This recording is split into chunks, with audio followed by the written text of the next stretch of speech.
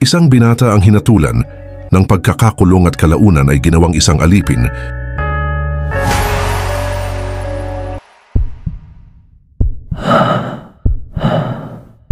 Sa loob ng madilim na piitan, tiniis niya ang matinding hirap hanggang sa kinuha siya ng mga adventurer upang gawing alay sa kanilang paglalakbay laban sa mga halimaw.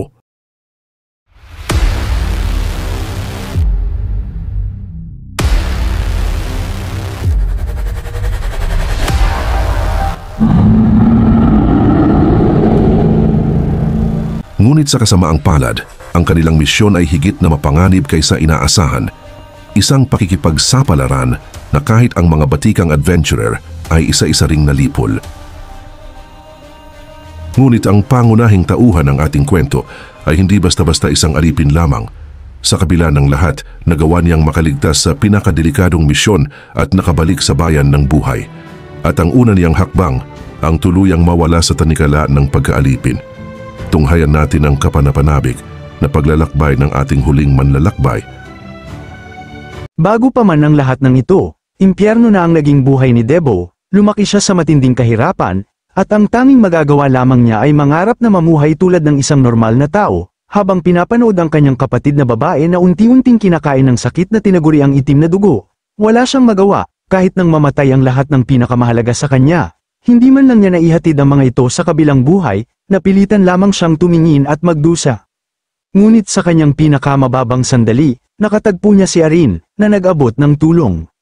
Mula noon, natutunan niyang yakapin ang bagong landas ng kanyang buhay. Sa ilalim ng matinding pagsasanay ni Aaron, unti-unti siyang tumatag, at higit pa riyan, nakabuo siya ng malalim na ugnayan kasama ng kanyang kasamahan. Sa mata ni Debo, si Aaron ay isang bayani, hindi natitinag ng emosyon, palaging nauuna upang magligtas. Sa loob lamang ng isang taon, nagbago ang pananaw ni Debo. Nabuo sa kanya ang layunin na tumulong at maging sandigan para kay Aaron. Isang araw, natagpuan nila ang isang madilim na kuweba sa kabundukan ng ina, balot ng kakaibang aura. Nakiusap sa kanila ang isang dalaga na si Shannon, tulungan siyang hanapin ang kanyang nawawalang kapatid. Tumanggi si Aaron, sapagkat hindi siya tumatanggap ng personal na pabor, lalo na't ang dalaga ay isang mahina lamang na ikatlong bilog na salamangkera. Bukod pa riyan, mataas ang posibilidad na patay na ang kanyang kapatid.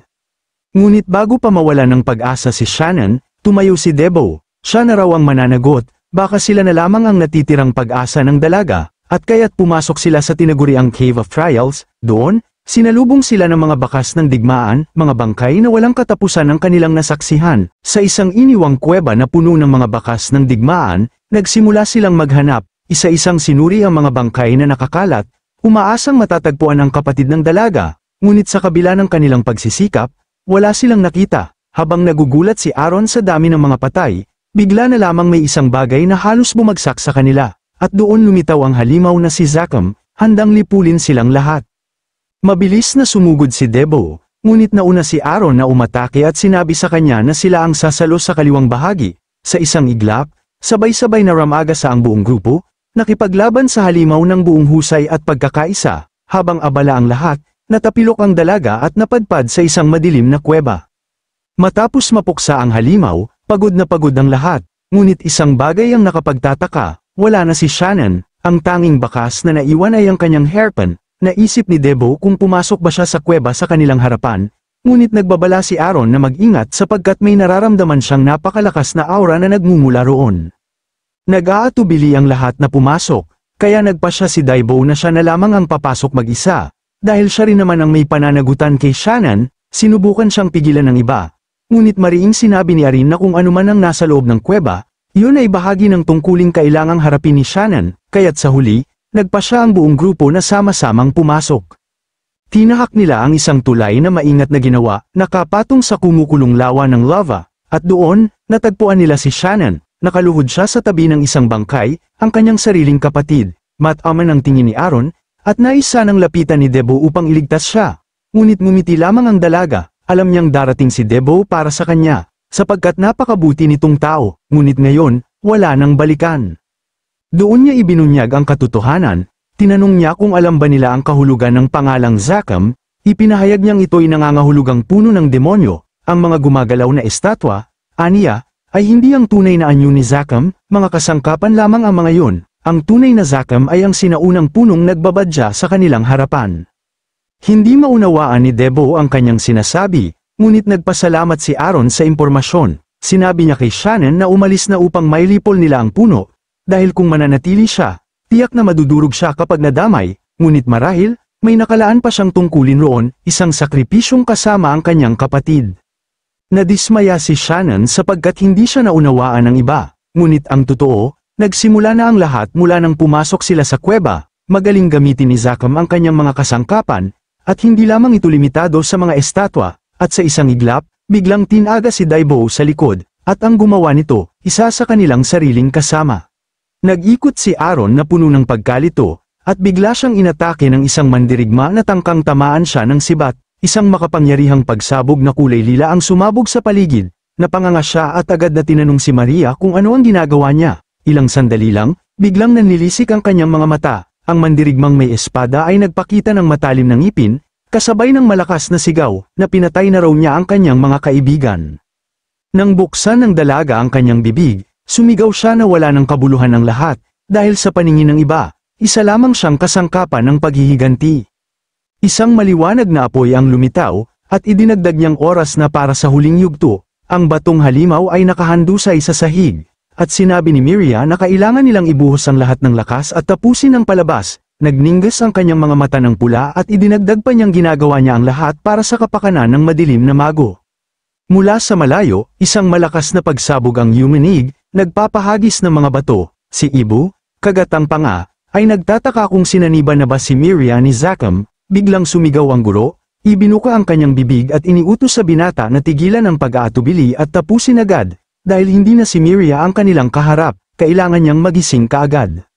Ngumisi ang mandirigma ng mapanganib, binalot ng kadiliman ang kanyang katawan, at isang sagot ang narinig. Alam niya, biglang tumalon si Aaron at iwinasiwas ang kanyang palakol, kasabay ng pagbigkas ng isang kakayahan, isang napakalakas na hampas ang lumitaw, dahilan upang mabasag ang mga tipak ng bato, ngunit bigla ring nagsibagsakan ang mga stalactite mula sa itaas.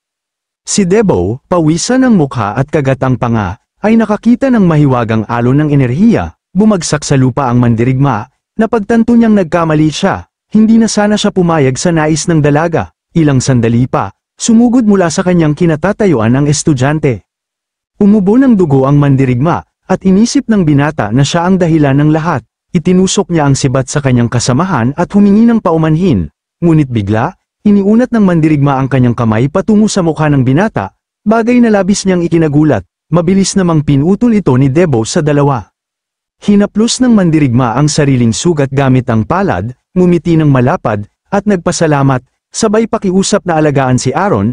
Biglang tumalon ang dalaga mula sa lupa at lumipad pa itaas, iwinasiwas ang kanyang palakol na nag-iiwan ng mahiwagang bakas ng liwanag, at tinanong kung yun na ba ang tunay na katawan ng halimaw. Kasunod noon, isang makapangyarihang pagsabog ang umalingaw-ngaw, at ang higanteng kamay ng batong halimaw ay bumagsak diretso kay Aaron. Mahigpit na hinawakan ng mandirigma ang kanyang sandata, habang ang binata na nasa ere sa ibabaw ng dambuhalang kaaway ay inalok ang kanyang guro na sama-sama nilang wasakin ito. Ibinaon ng dalaga ang kanyang kilay at malakas na sumigaw, nagliyab ang sibat ng mandirigma sa maliwanag na apoy, at sunod-sunod na mga atake ang bumagsak sa kaaway, ngunit bigla, napilitang pigilan ng binata ang mga rumaragasang guho, binuka niya ang kanyang bibig at sumigaw. Masama ito, sa sandaling yun, iniunat ni Miria ang kanyang punyal at idineklara na ibinibigay niya ang kanyang buhay sa dakila, ngunit biglang isang malakas na atake ang bumaon sa kanyang katawan. Natigilan si Aaron at agad na itinuon ang kanyang tingin pabalik, muling lumitaw ang batong halimaw, at napagtanto niyang siya na lamang ang natitira. Sinabi ni Debo na malamang ay hindi sila papayag ang manalo ng ganoon kadali, at nanlilisik ang kanyang mga mata. Maya-maya, hinawakan ng binata ang kanyang ulo sa matinding sakit, nabigla ang dalaga, at nang ibuka niya ang kanyang bibig, sumigaw ang binata, napatayin siya agad, bago pa siya makagawa ng bagay na kanyang pagsisisihan. Mahigpit na hinawakan ng guro ang kanyang sandata, at humingi ng paumanhin sa kanyang estudyante. Bigla na lamang ngumisi ng nakakatakot si Debo, makikita kung paanong nakaposas ang binatilyo, at inisip niya na mas mabuti na rin ito, marahil ito na ang kaparusahan sa kanyang pagiging padalos-dalos, isang kakaibang pulang liwanag ang lumitaw, at bumulong sa sarili ang mandirigma na humihingi siya ng tawad sa mga kasamahan, sabay dagdag na dapat magmadali si Aaron. Kasabay nito ay may nakikita siyang mga bagay, na isang babae na tila bumagsak sa sahig. Sa paningin ni Debo nagpula ang paligid at siya ay naguguluhan. Ay hindi maintindihan kung bakit naroon ang kanyang kapatid, at kung sino ang nagdala sa kanya doon. Binalot ng maitim na aura ang bayani ng shaft, at napaisip si Debo kung pinatay ba ng guro ang kanyang kapatid. Ngumiti ang guro, bahagyang iniangat ang gilid ng kanyang labi, at sinabi na huwag na siyang mag-alala. Matatapos din ang lahat, natakpan ng pulang liwanag ang mukha ng mandirigma, at galit na tinanong niya kung paano siya nagkaroon ng lakas ng loob na hawakan ang kanyang kapatid. Idinagdag pa niya na hindi niya ito mapapatawad kailanman. Mabilis na itinutok ng mandirigma ang kanyang palakol sa kanya, na nag-iwan ng bakas ng mahiwagang enerhiya. Si Aaron, nakakunot noo at naguguluhan, ay mabilis na naglabas ng kanyang palakol upang salubungin ang atake. Sa kabila ng pawis na dumadaloy sa kanyang mukha, sinabi ng guro na lalo pang tumilim ang pandama ng binata. Sumambulat ang sunod-sunod na matitinding hiwa, at nagliyab ng asul na apoy ang talam ng sandata ng dalaga. Isang iglap pa, buong lakas niyang iwinasiwas ang palakol, at ang hampas ay tumagos sa braso ng bato. Napatigil si Debo sa kanyang kinatatayuan at naglabas ng madilim na enerhiya ang kanyang mga mata. Bigla siyang lumingon at pinakawalan ang nagngangalit na atake, dahilan upang mapila sa dalawa ang braso ng halimaw. Maya-maya, bumagsak si Aaron sa lupa, ngunit agad din siyang muling sumugod. Nag-iiwan ng bakas ng asul na liwanag, lumipad ang dalaga ng mataas sa ibabaw ng dambuhalang nilalang. At nagpasya na tapusin na ang lahat, lumitaw ang huling atake, na nagpasabog ng kakaibang aurang umiikot sa hangin. Biglang nagpakita si Debo sa ibabaw ng ulo ng masamang espiritu, na agad namang sumugod. Habang nakangiwi, inisip ni Aaron na wala ng susunod na pagkakataon, hindi siya maaaring tumigil. Bigla niyang inatake gamit ang palakol at humingi ng tawad sa kanyang estudyante. Kumawala ang bakas ng mahiwagang hampas sa hangin, at lahat ng bagay ay nagkalasog-lasog. Mahigpit na nakangangalit ang panga ng binata, hindi niya maunawaan kung ano ang nangyari. Pagkatapos, ibinuka ng guro ang kanyang bibig at sinabing nagbalik na rin siya sa kanyang ulirat. Ngumiti ito ng malapad at inamin na inakala niyang aalis ito nang hindi nagpapalam. Ngunit, nanlalaki ang mga mata ng mandirigma at sinabing hindi yun maaari. Iniunat ni Debo ang kanyang kamay at muling sinabi na pinakiusap niyang patayin siya. Habang nakaupo sa bato, at nagsalaysay na 800 taon na ang nakalilipas, minsan na silang nabigo, at ngayon, hindi na siya ang makakapigil sa madilim na salamangkero. Bukod pa rito, napakahusay niya, mas higit pa sa kanya. Sa kabila ng pawis na dumadaloy sa kanyang mukha, nanginginig na boses niyang sinabi na kahit buong buhay niya'y gugulin, kailanman ay hindi siya magiging katulad ng kanyang guro. Ngumiti ang dalaga at ipinagbili ng pangangalaga sa mundo ng Maple. Habang umiikot ang manipis na ulap sa paligid nila, sinabi ng guro na tiwala siyang magtatagumpay siya, na siya ang tanging estudyante na mayroon siya. Pagkatapos, mahinahong sinabi niya na pagod na siya at kailangan ng magpahinga. Nabagabag ang binata at pakiusap na magising siya, ngunit tila hawak-hawak ng mandirigma ang kanyang palakol at ang huling tinuran. Ganito nahulog sa walang hanggang pagtulog si Aaron, at iniwan kay Debo ang tungkuling ipaalam ang lahat sa mga kaibigan. Kaya muli siyang naglakbay, sapagkat, kung wala ang kanyang guro, wala ring lugar para sa kanya sa mundong ito. At muli, doon nakatagpo ulit siya ng isang nilalang na parang isang makapangyarihang undead. Ipinaliwanag ni Debo na ito ay impyerno, hindi niya natupad ang layunin ng kanyang buhay, ang layuning halos mahirap pa niyang matagpuan. Hindi rin niya nagawang pagsisihan ang kanyang mga kasalanan, ni matupad ang mga huling hiling ng mga mahal niya sa buhay. Makikita kung paano niya itinarak ang dulo ng kanyang sandata sa lupa. Habang nakaluhod siya ay naghihintay sa huling dagok na bibitawan ng kalaban, at biglang nagliyab ng maliwanag na apoy sa kanyang harapan. Napapikit ang binata dahil sa silaw ng liwanag. Isang saglit pa, yumanig ang paligid sa napakalakas na pagsabog. Makalipas ang ilang sandali, dahan-dahan niyang iminulat ang kanyang mga mata. Nakahiga siya, nakabuka ang mga braso. Ang kanyang kapatid, nakangiti, ay agad na nagsabi, "Buti naman at nagising ka na. Nababahala na ako dahil hindi ka magising-gising." Bagaman wala siyang kahit anong sugat, tinanong ng kapatid kung nanaginip ba siya ng masama, dahil narinig niya itong nagsasalita habang natutulog. Si Debo sa batok at sumagot na wala siyang naaalala, ngunit biglang may kumatok sa pinto. Sinabi ng kanyang kapatid na wala naman silang inaasahan, ngunit baka siya raw ang hinahanap, kaya inutusan niya itong lumabas, dahil may mga panauhin na dumating para sa kanya. Sa pagsilip niya, nakita niya ang pangunahing tauhan na tila nag-aabang sa kanyang paggising. Agad na sinabihan siya ni Elpam na kailangan nilang magmadali, Sa liwanag ng araw, makikita ang isang bahay. Doon, nagtanong ang pangunahing tauhan kung hindi ba siya nakapagpahinga ng maayos, at kasunod nito, humingi siya ng pera, isang bagay na lubhang ikinagulat ni Debo. Punta naman tayo sa loob ng opisina ni Abbas, habang silang dalawa ni El ay nag-uusap. Naitanong ni Abbas kung totoo ba na napatay ng mga ito ang 77 adventurers, at kung paano sila nakaligtas. Ipinaliwanag ni El na nagawa lang nilang makatakas dahil bigla nitong napataas ang kanyang circle, bagamat napilitan siyang tanggapin ng paliwanag, halata kay Abbas ang pagkainis dahil kaunti lamang ang ibinibigay na impormasyon ni El. Naisip tuloy niya kung ano ba talaga ang pinaplano nito. Tinuluyan pa niyang tanungin si El kung wala na ba itong karagdagang impormasyon. Alam niyang kailangan ni El ng pera, kaya ibibigay lang niya ang gantimpala para sa pag-clear ng gate kung makakapagbigay ito ng dagdag na impormasyon. Habang may kinukuha si El mula sa kanyang sisidlan, napasabi ito na tila nakagawa siya ng isang pagkakamali, bigla na lang niyang inilapag ang nakuha niyang pera sa mesa. Sa seryosong mukha, sinabi niya kay Abyss na hayaan munang bayaran niya ang kanyang utang. Napaisip si Abbas nang makita ang 2 milyong meso na inilapag ni El. Sa pamamagitan nito, mababayaran niya ng buo ang kanyang pagkakautang sa Gaffer Merchant Union. Lalong nagtaka si Abbas kung paano nito nakolekta ang ganito kalaking halaga. Dagdag pa niya sa sarili, ang mesa na ibinigay nila kay El ay hindi man lang lumalapit sa halagang yun, kaya malamang ay kumikita ito ng pera sa iba pang paraan. Dahil sa timing nito, napaisip si Abyss kung ginagamit ba ni El ang pagtatago ng impormasyon bilang paraan upang kumita ng malaki.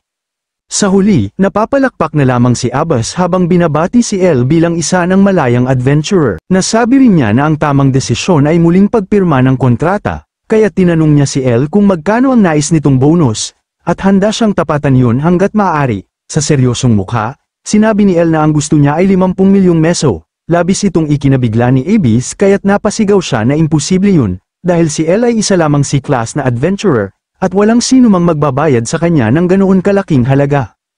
Agad na tumayo si El mula sa kanyang inuupuan at sinabi na tila doon na nagtatapos ang kanilang pag-uusap. Wala nang nagawa si Abbas kundi itaas ang kanyang kamay bilang tanda ng pagtatapos ng usapan. Pagkatapos ng mga pangyayari, makikita natin si Debo na napatanong kay El kung kamusta ang kanilang naging negosasyon.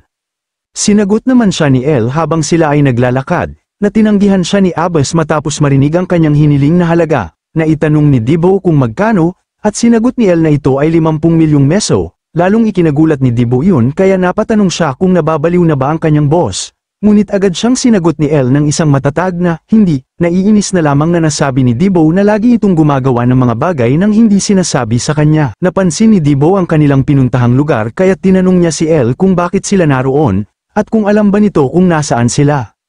Agad naman itong sinagot ni El na alam niya. Dahil sila ngayon ay nasa lugar na tinatawag na slum ground, napasabi si Debo na wala siyang ibang ginusto kundi makaalis sa lugar na yun. Kahit hindi niya masabing maayos ang kanyang tinitirhan ngayon, mas maituturing na langit yun kumpara sa lugar na ito. Dagdag pa niya, narinig niya noon na ito ang pinakamasiglang lugar sa syudad ng Leith, ngunit ngayon ay naging kuta na lamang ng mga tulisan.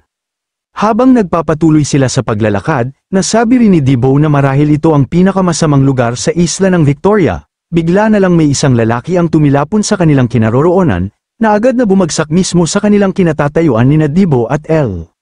Kasunod nito, makikita natin ang mga tulisan, dala-dala ang kani-kanilang mga sandata habang agad nilang pinalibutan ang lugar. Dahil dito, napamura na lang ang lalaking tumilapon at napaisip na inakala niyang magiging maayos na ang takbo ng mga bagay. Si Debo naman ay napabuntong hininga at nasabi kay El na mukhang may nagaganap na away. Kaya mas mabuti na magpatuloy sila at umalis na lang dito, ngunit biglang napasigaw ang lalaki, nagtatanong kung bakit ngayon lang dumating ang dalawa niyang kapatid. Napatigil si Debo sa kanyang narinig at bigla ring naaga nito ang pansin ni El. Sinabi ng lalaki sa kanilang dalawa na ang mga bastardong nasa kanilang harapan ang siyang tumawag sa kanya bilang magnanakaw, saka siya binugbog, kaya rumesbak daw sila, at ngayon umiiyak itong nagmamakaawa kay Debo na siya ay sagipin. Pag-alit na nasabi ni Debo kung ano ang pinagsasasabi ng bastardong ito, at kung nababaliw na ba siya. Agad namang naniwala ang isa sa mga tulisan at lumapit sa kanila. Napatango na lang si Debo, na worry nagtatanong kung seryoso ba talaga ang mga ito. Galit na nasabi ng matabang tulisan, habang inaangat ang kanyang hawak na kutsilyo, na ang kanilang kapatid ay ninakawan ng gamit at ibinente pa, kaya't papalayain lang daw nila ang lalaki kung mababayaran ng ninakaw. Agad siyang nanghingi ng 3 milyong meso. May nakakatawang ngiti namang isinagot ng lalaki sa tulisan, kung aktwal ba nitong nakita na siya ang nagnakaw, sinabayan pa niya ito ng pang-iinsulto, na hindi yun makikita gamit ng kanyang maliliit na mga mata, kaya huwag niyang isisi sa isang inosenteng tao. Matapos yun, akmang aalis na siya, dahil dito, pagalit na nasabi ng matabang tulisan na mukhang gusto na talagang mamatay ng bastardong yun, ngunit bigla na lang may mga perang tumilapon papunta sa kanya, itinapon ni Elle. Sa malamig na tinig, sinabi ni Elle na nabayaran na ang utang ng lalaki, kaya dapat na siyang umalis. Labis namang ikinagulat ni Debo ang ginawa ng kanyang boss, kaya't napatanong kung bakit niya yun ginawa. Tumingin lamang si Elle sa lalaki at seryosong sinabi, "Sundan mo ako, Ralph." Labis itong ikinabigla ng lalaki na si Ralph, kaya siya ay napaturo sa kanyang sarili at napatanong kung kilala ba siya ni Elle. Maya-maya, sa isang eskinita, makikita natin ang tatlo na nag-uusap. Natanong ni Ralph kung totoo bang pumunta si Elle dito para lamang mapasama siya sa kanilang party. Kasunod nito, tinanong din niya kung paano ang usapan sa pera. Sinagot naman siya ni Elle na wala na siyang pera, dahil ang lahat ng natitira ay itinapon niya kanina. Dagdag pang tanong ni Ralph kung anong merchant union siya kabilang, ngunit sinagot ni Elle na wala rin siyang kinabibilangang union. Kaya nasabi ni Ralph kung niloloko ba siya nito, at ano naman ang dahilan para sumali siya sa kanilang party. Dahil dito, naiinis na nasabi ni Debo na iluwa ng bastardong ito ang 3 milyong meso na ibinayad nila para sa kanya kanina. Ngunit ngumiti lang si Ralph at natanong kung sinabihan ba nila siya para gawin yun, o kusa lang nilang ginawa nang hindi nagpapalam sa kanya. Habang hinuhugis niya ang kanyang mga daliri na para bang pera, nasabi pa niya na dahil pumunta sila hanggang dito sa kanyang kinaroroonan, marahil alam nila ang kanyang kakayahan, kaya nararapat lang daw na magbayad sila ayon sa kanyang talento. Dagdag pa nito, bibigyan daw niya sila ng espesyal na diskwento at sasali siya sa kanilang party para sa halagang 3 milyong meso.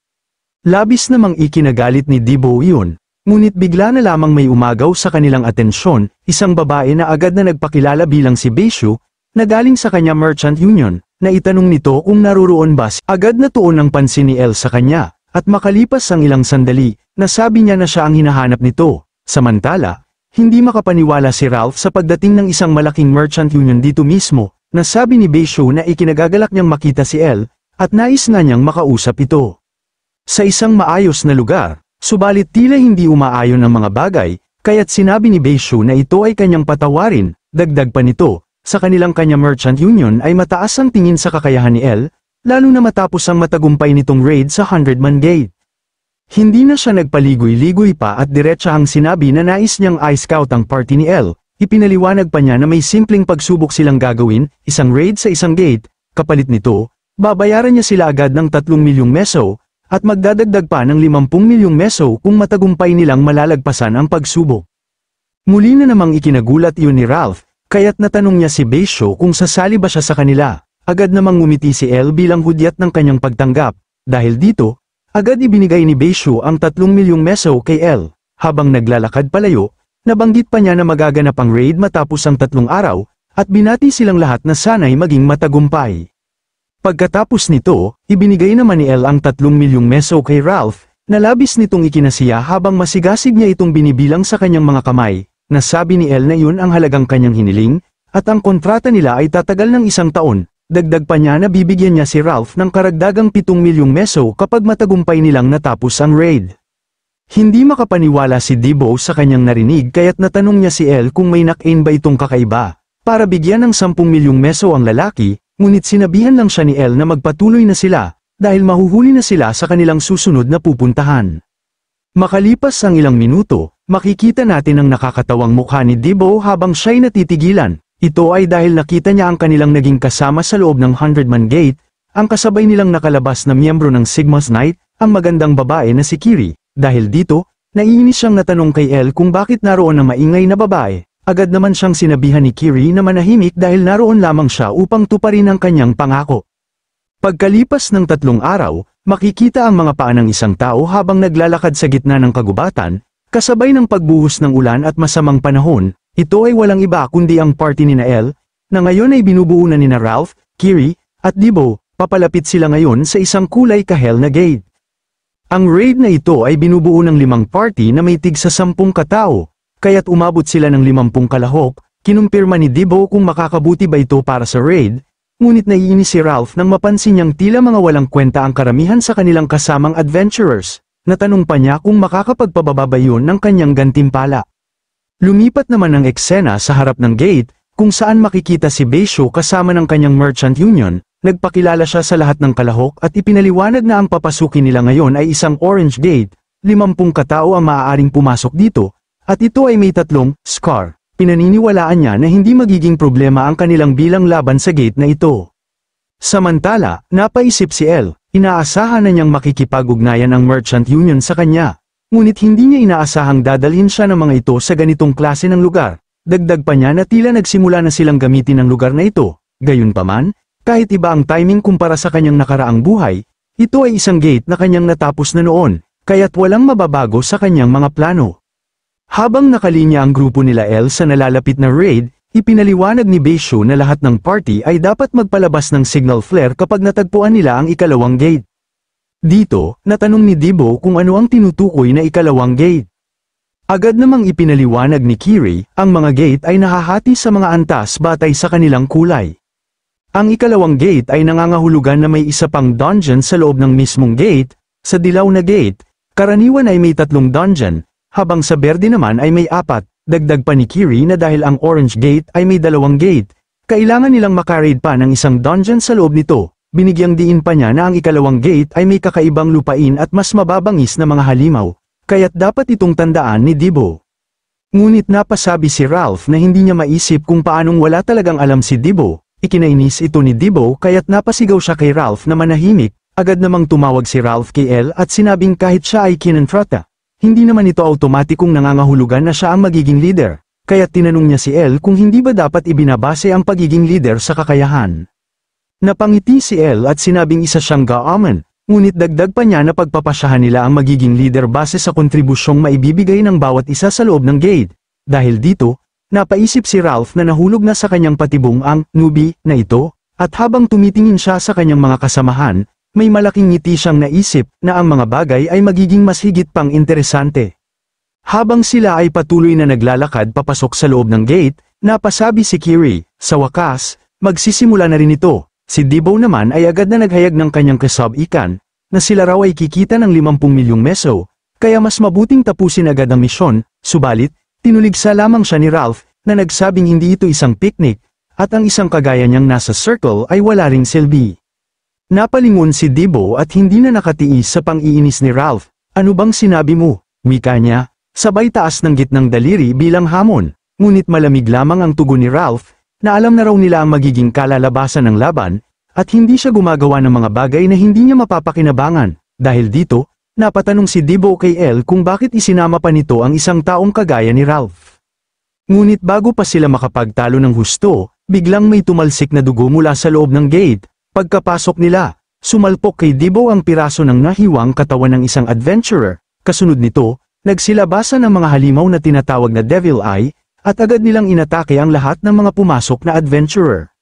Makalipas ang ilang sandali, isa sa mga halimaw ang tumalon kay Debo at agad siyang natamba sa lupa. Pinipilit niyang pigilan ang nilalang na huwag siyang kainin nang biglang sumugod pa ang isa pang Evil Eye. Mabuti na lamang at dumating si Ralph na mabilis na sumipa sa halimaw, dahilan upang tumalsik ito at bumangga sa puno.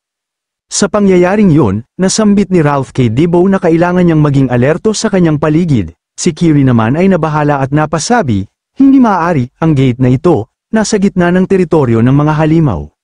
Samantala, sa kabilang bahagi ng gate, 3 Evil Eye ang sabay na sumugod. Doon agad kumilos si Elle, pinaapoy ang kanyang pana at gamit ang telekinesis, pinakawalan niya ang fire arrow patungo sa mga halimaw. Sa isang iglap, napulbos ang mga ito, ngunit napaisip si Elle, imposible ito, sa nakaraan kong buhay. Hindi kaagad umaatake ang mga Evil Eye pagkapasok sa gate, naiiba ito sa dati.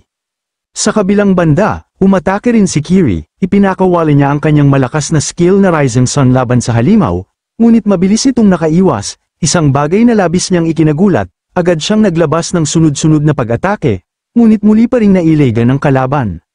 Napaisip si Kiri, hindi ko mabasa ang galaw ng halimaw na ito, ngunit bago pa siya makabawi, bigla siyang tinamaan ng buntot ng Evil Eye, nabulwak ang dugo mula sa kanyang bibig at siya'y natamba sa lupa. Hindi pa siya tuluyang nakakaahon ay sabay-sabay na siyang nilusob ng napakaraming Evil Eye. Labis na kinabahala ni Kiri ang sitwasyong yun, ngunit sa isang iglap, biglang sumabog sa maraming piraso ang mga sumusugod na halimaw, nagulantang si Kiri, kitang-kita niya ang pagtilapo ng mga pira-pirasong katawan ng mga Evil Eye sa paligid. Lumipat naman tayo kay Debo, na pilit hinaharang ang kanyang kalabang Evil Eye gamit ang sandata, napamura siya sa hirap ng laban, ngunit bigla na lamang may isang aninong mabilis na dumaan, isang malakas na atake ang damapo sa halimaw, sa lakas ng tama, tumilapon at sumabog ang katawan nito. Labis itong ikinabigla ni Debo, gaya rin ng naranasan kanina ni Kiri, at sa gitna ng kaguluhan, dumating ang isang lalaki, ang suntok na kanyang pinakawalan ay nagbigay ng panginginig sa lupa, isang patunay ng nakamamanghang lakas, walang iba ang bagong dumating kundi ang bago nilang miyembro, si Ralph. Habang inaangat nito ang kamay na nababalot ng dugo ng mga halimaw, kita ang tatlong bilog na marka, ang 3 circle sa kanyang braso, malamig ang boses niyang wika, ipagpatuloy niyo lang ang ginagawa niyo.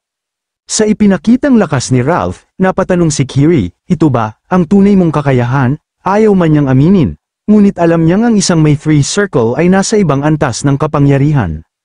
Maya-maya, isa pang Evil Eye ang sumugod, isang mabilis na suntok muli ang pinakawalan ni Ralph, at muling sumabog sa pira-pirasong laman ng halimaw, ngunit hindi pa doon nagtapos, isang halimaw ang umatake gamit ang buntot, subalit mabilis niya itong naiwasan, habang nagbabalik ng counter-attack, napansin niyang maayos naman ang kalagayan ng dalawang kabataan, sina Kiri at Debo, at ganoon din ang isa pa, si Elle, na patuloy na kumokontrol sa kanyang fire arrow gamit ang telekinesis.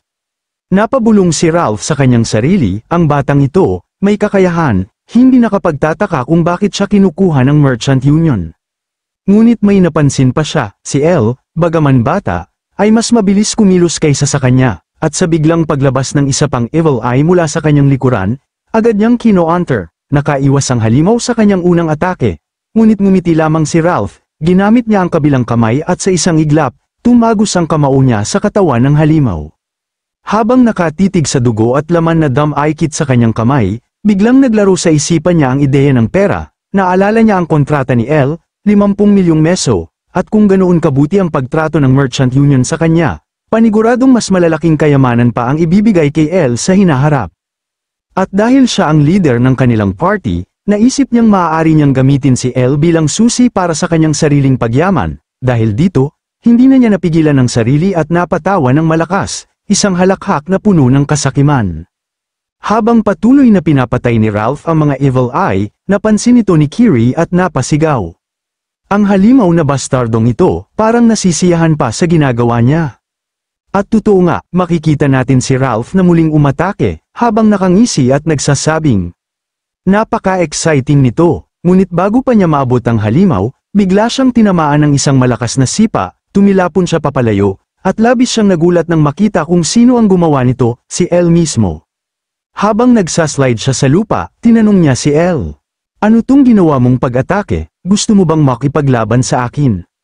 Subalit mariin ang sagot ni Elle, hindi ko kailangan ng pasasalamat mo. Nabigla si Ralph at natawa ng mapait, ano bang kalokohan ang pinagsasabi mo? Ngunit bago pa siya makasagot muli, bigla na lang nagliwanag ang kalangitan, isang kulay asul na liwanag mula sa itaas ng mga puno, sunod-sunod na umatake ang napakaraming palaso, tumagos sa mga halimaw, at agad na pinaslang ang mga Evil Eye.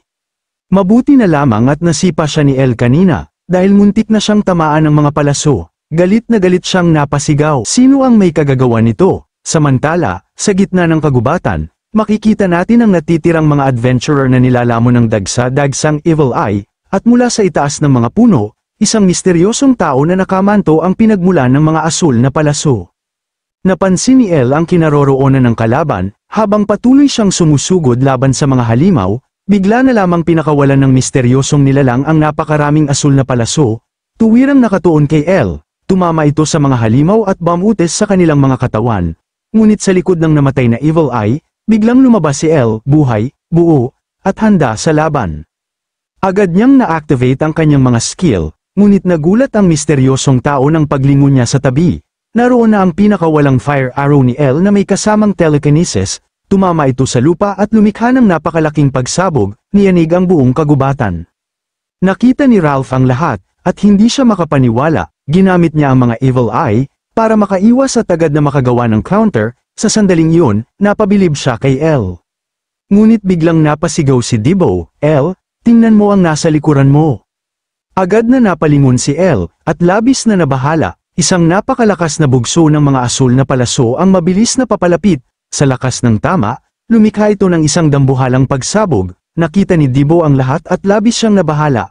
Ngunit nakahinga siya nang maluwag nang makita na ang atake ay nakasugat lamang kay El, isang malalim na sugat sa kanyang braso. Habang hawak ang sugat, napaisip si El, sigurado akong tinamaan ko siya, pero paano siya nakapunta agad sa aming likuran? Ngunit bago pa siya makapag-isip pa, isang malakas na sigaw ang umalingaw mula kay Kiri, napakadelikado ng lugar na ito, kailangan muna nating umatras. Ngunit natigilan si Ralph, napatingala sa langit, at napatanong, umatras? Saan? Dahil sa sandaling yun, sabay-sabay ding napatingala ang buong party, at doon nila nakita ang isang nakakatakot na tanawin, umuulan mula sa langit ang napakaraming asul na palaso, papalapit sa kanilang lahat.